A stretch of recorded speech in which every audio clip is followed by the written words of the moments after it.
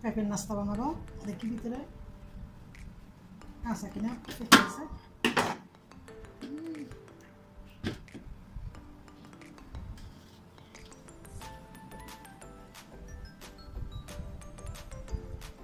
অনেকগুলো বিচিগুলো পরিষ্কার করে নিচ্ছি।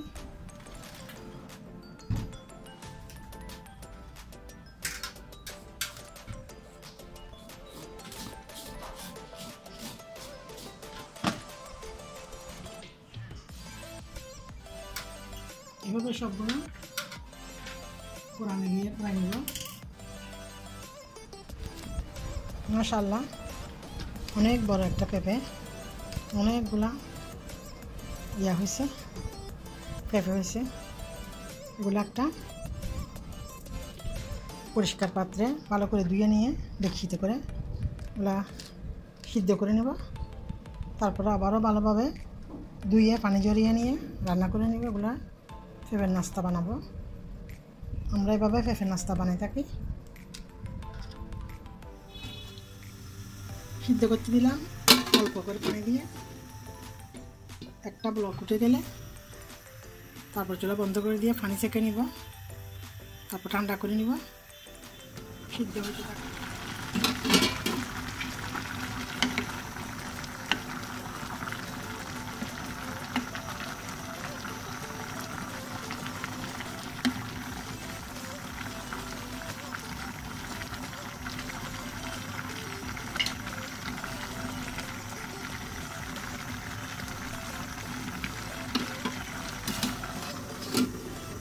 হয়ে গেছে,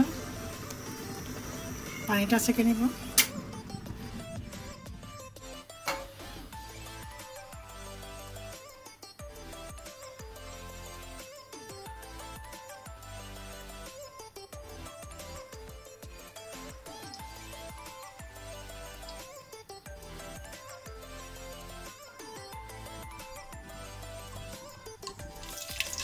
দুইটা এলাচ, দু তিনটা তেজপাতাকে টুকরা করে দিলাম।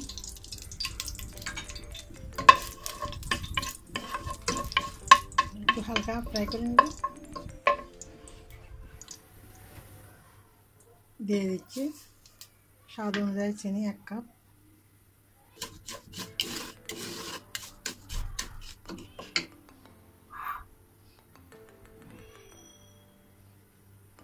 দিয়ে দিচ্ছি সিদ্ধ করা পেঁপে।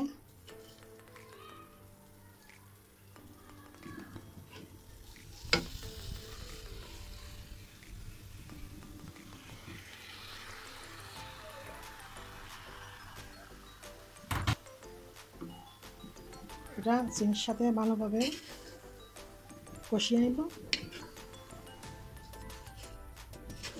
চিনি ভালোভাবে মিশে যায় মতো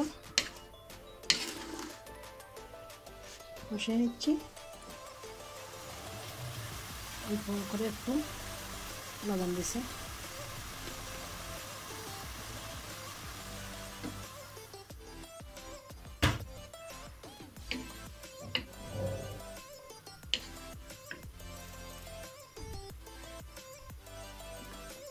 একবারে উল্টে পাল্টিয়ে ভালোভাবে কষিয়ে রান্না করে নিলাম।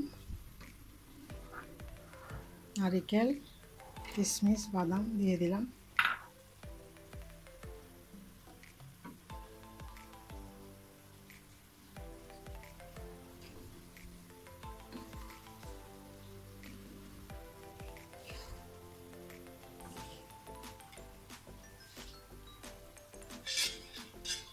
ডাল দিয়ে দিচ্ছি ঠান্ডা করা দুধ।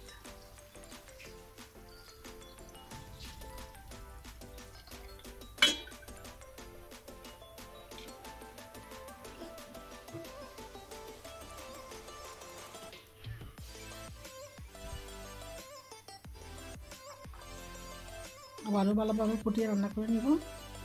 চিনিটা চেক করে নিব, হতে থাকুক।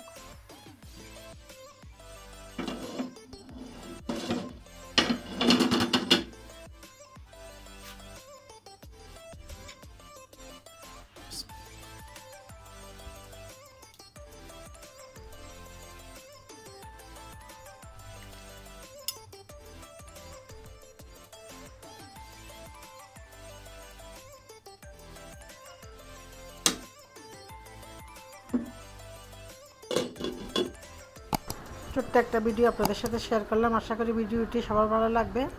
এতক্ষণ পর্যন্ত ভিডিওটি দেখার জন্য সবাইকে অসংখ্য ধন্যবাদ। আল্লাহ হাফেজ, আসসালামু আলাইকুম। বানিয়ে খেয়ে দেখতে পারেন।